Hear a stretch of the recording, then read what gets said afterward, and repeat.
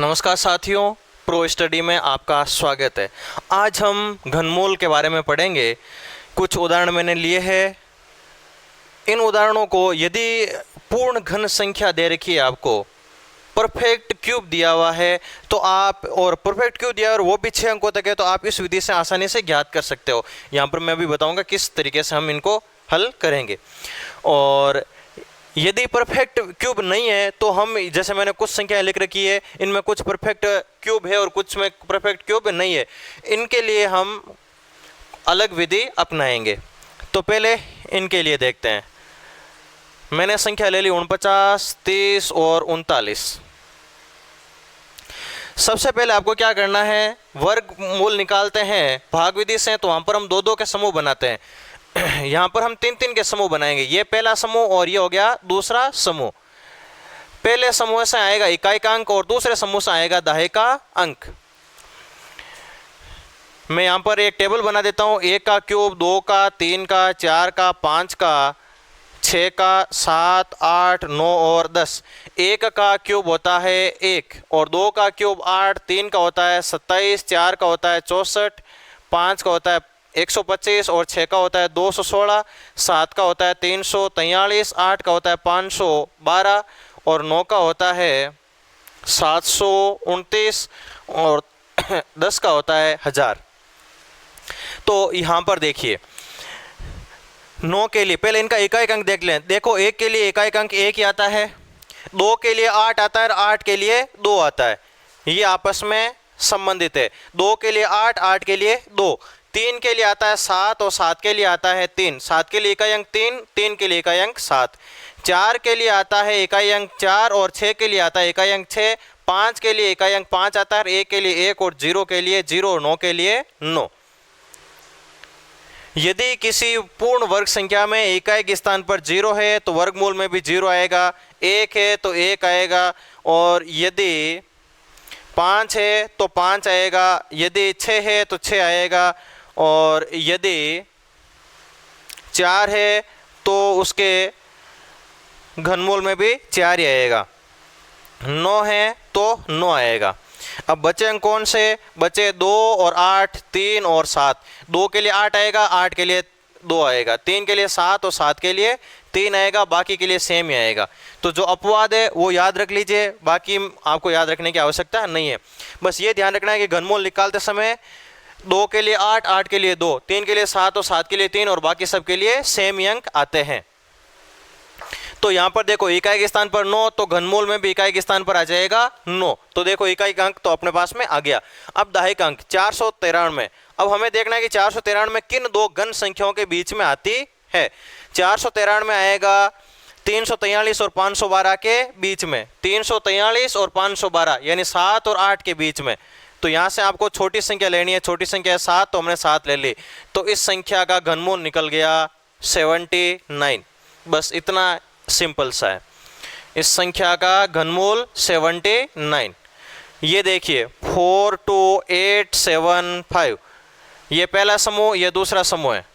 अब इसका हमें घनमूल निकालना है तो हम क्या करेंगे? 5 के लिए इकाई के स्थान पर 5 आता है, और अब हमें चाहिए दहाई का अंक 42। अब देखिए 42 किन दो घन संख्याओं के बीच में आता है? 42 आता है 27 और 64 के बीच में। छोटी संख्या ले 27, 27 का घनमूल 3, तो इसके दाएं के स्थान पर आ जाएगा 3। ये इसका घनमूल निकल गया। बहुत ही सरल सा है। अब देखिए ये वाली संख्या 63, 60 और 56, ये पहला समूह, ये दूसरा समूह। अब इसका निकालना हमें घनमूल। 6 के लिए इकाई के स्थान पर 6 आता है, और यहाँ पर है 636। अब देखो 636 किन दो घन संख्याओं के बीच में आता है? 636 आएगा 512 और 729 के बीच में। 512 का घनमूल होता है 8। छोटी संख्या लेनी है, हम 8 लेंगे, तो इसका घनमूल निकल जाएगा 86। इसी प्रकार इन दो का आप निकालिए, तुरंत हल करिए अभी।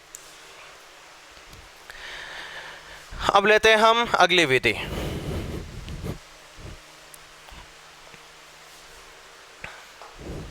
मैं संख्या लेता हूं ये 3, 5, फिर 5, 0, 4, 5, 3, 1, 2, 4, 4, 1।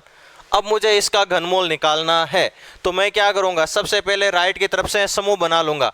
ये पहला समूह है, ये दूसरा, ये तीसरा और ये हो गया चौथा समूह। केवल आपको समूह बनाने हैं, यहां पर हल करते समय इन समूहों को नहीं लेना है। आपको बस ये पता करना है कि मुझे सबसे पहले कौन सी संख्या लेनी है, मैं 3 लूँ या 35 लूँ या 355 लूँ। तो जब आप समूह बनाओगे तो आपको पता चल जाएगा कि सबसे पहले आपको क्या लेना है। तो हमें यहाँ पर सबसे पहले लेना है 355। कभी कभी क्या होता है कि मान लीजिए इतने अंक है तो हम ऐसी स्थिति में 55 ही लेंगे, कभी एक अंक आएगा तो हम केवल 5 ही लेंगे। तो यहाँ पर हमें लेंगे 355 और फिर ऊपर से ये समूह का चिन्ह हटा देना। वर्गमूल की तरह यहाँ पर पूरा जोड़ा एक साथ नहीं उतरेगा, यहाँ पर एक एक अंक उतारना है हमें आगे, इसलिए यहाँ पर जोड़ा लगाने का कोई औचित्य नहीं रह जाता। इस फॉर्मेट में लिख देंगे। अब देखो शुरुआत में मैंने कहा ना, जोड़ा बनाने पर हमें पता चल जाएगा हमें सबसे पहले लेना है क्या है। हमें सबसे पहले लेना है 355। तो देखो 355 से ठीक छोटी घन संख्या कौन सी है, 355 से ठीक छोटी घन संख्या 343, इसका वर्ग घनमूल है 7। तो यहाँ पर 7 लिखिए, यहाँ पर 7 लिखिए, 7 का घन होता है 343। अब 355 में से 343 घटाइए, कितने बचेंगे 12। अब यहाँ पर एक फॉर्मूला लगेगा, 3 × 7 की घात अब डिक्रीज होती जाएगी, कम होती जाएगी। 7 की घात 3 है तो अब 7 की घात यहाँ पर 2 होगी, इंटू में कुछ और संख्या आ जाएगी। ये अगला जीरो यहाँ पर उतार लीजिए, एक एक अंक उतारना है। ये घटाया, घटाने के बाद में आपने एक अंक उतार लिया। 7 का स्क्वायर होता है 49, 49 को 3 से इंटू करने के बाद में कितने आते हैं देखिए, 49 × 3 9 × 27, हासिल 2 4 × 12 और 2 14, 147। जबकि मुझे चाहिए 120। ये ज़्यादा आ गया तो मैं इस संख्या को कितने से गुणा करूं। यदि मैं इसको 1 से इंटू करता हूं तो मेरे पास में आ जाएंगे 147, जो कि इस 120 से अधिक है। तो मैं क्या करूंगा, इसको 0 से इंटू कर दूंगा। तो यहां पर मैं 0 लगा दूंगा। इसको 0 से इंटू करूंगा तो इसका मान आ गया 0। इसके बाद में 3 इंटू, यहाँ पर 7 की घात कम होती जाएगी, 7 की घात 3 2 यहाँ पर आएगा 7 की घात 1, और अब 0 की घात बढ़ती जाएगी, 0 की घात 1, 0 की घात 2 और अगले कॉलम में आएगा 0 की घात 3। यहाँ पर घटाई 120 में से 0 घटाया तो आगे 120। अगला अंक उतार लिया अपन ने 4।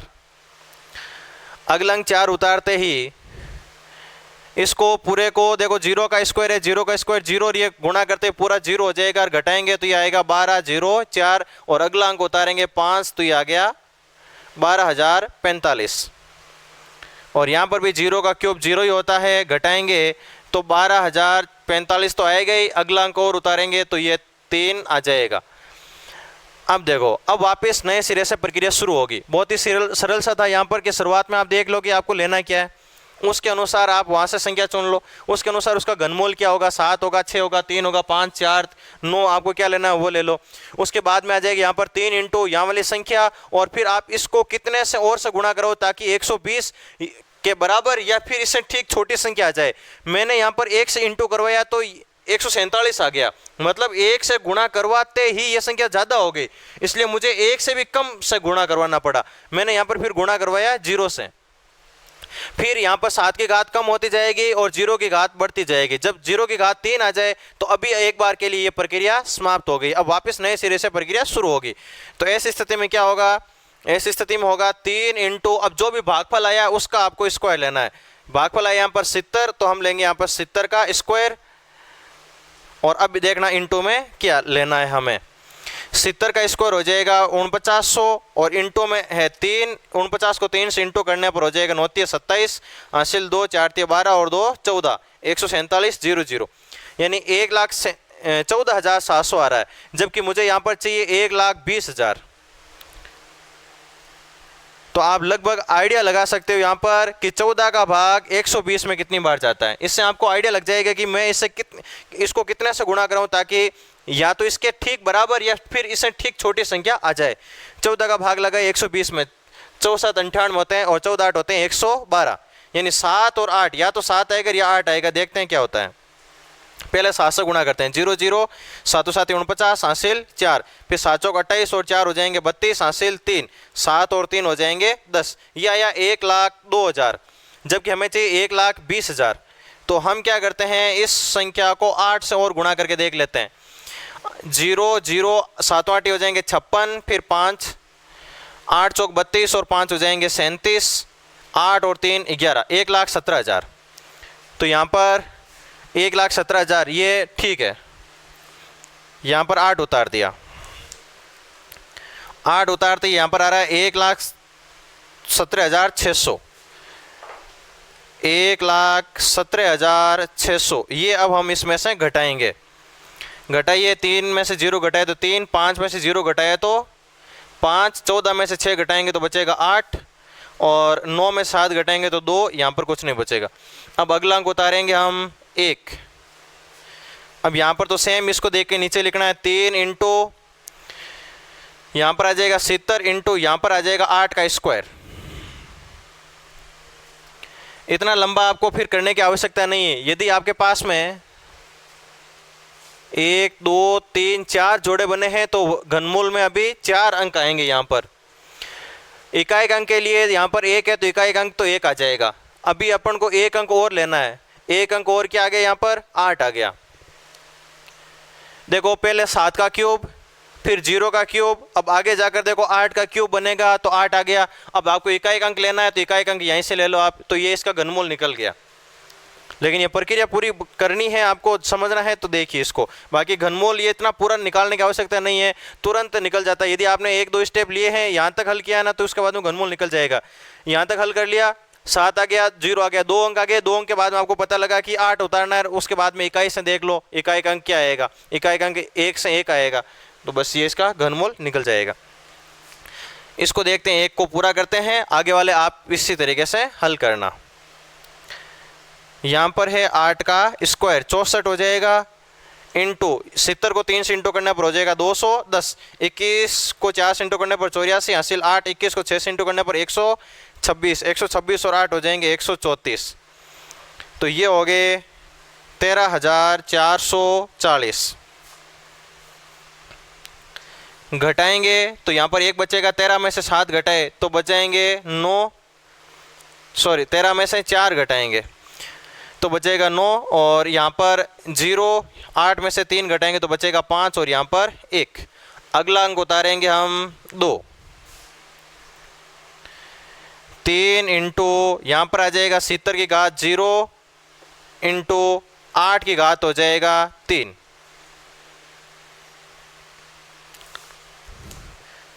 8 की घात 1, 8 की घात 2, यहाँ पर आ जाएगा 8 की घात 3, 8 की घात 3 का मान आएगा 64। अब ये घटाएंगे और अब वापस देखो दोबारा की प्रक्रिया पूरी हो गई। अब हम नए सिरे से लेंगे 3 इंटू, अब जो भी उत्तर आया है, अभी उत्तर अपने आया हुआ है 708, तो हम यहाँ पर लेंगे 708 का स्क्वायर और फिर इसको 1 से इंटू करवाएंगे और आगे ये संख्याएं आ जाएगी, पूरी उतारते रहेंगे हम और लास्ट में 0 आ जाएगा। इस प्रकार से हम किसी भी संख्या का घनमूल निकाल सकते हैं। ये और उदाहरण पड़े हैं, इनको नोट कर लेना, इसको भी आप हल करिए इसी विधि से। यदि आपको समझ में नहीं आया तो वीडियो को पॉज करिए, दोबारा देखिए, 3 बार देखिए, 4 बार देखिए, आपको ज़रूर ये समझ में आ जाएगा। Thank you.